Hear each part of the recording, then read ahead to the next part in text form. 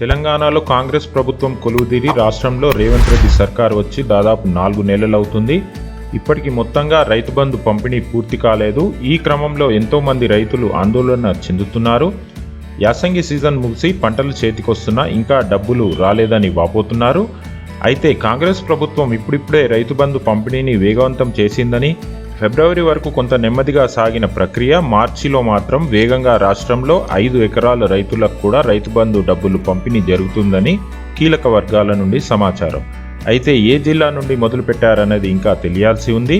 5 ఎకరాల రైతు బంధు డబ్బులు పడ్డవాళ్లు ఎవరైనా ఉంటే దయచేసి జిల్లా పేరు కామెంట్ బాక్స్లో సమాచారం ఇవ్వండి.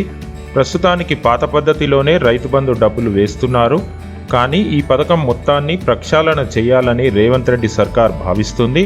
ప్రస్తుతం భూస్వాములు, ప్రభుత్వ ఉద్యోగులు, ఐటీ పన్ను కట్టే ధనవంతులు, సినిమా స్టార్లకు కూడా రైతు బంధు వస్తుంది.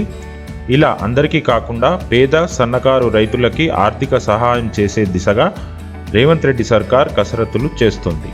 రానున్న రోజుల్లో రియల్ ఎస్టేట్ భూములకు కాకుండా కేవలం సాగులో ఉన్న వ్యవసాయ భూములకు రైతు బంధు ఇవ్వాలని భావిస్తుంది.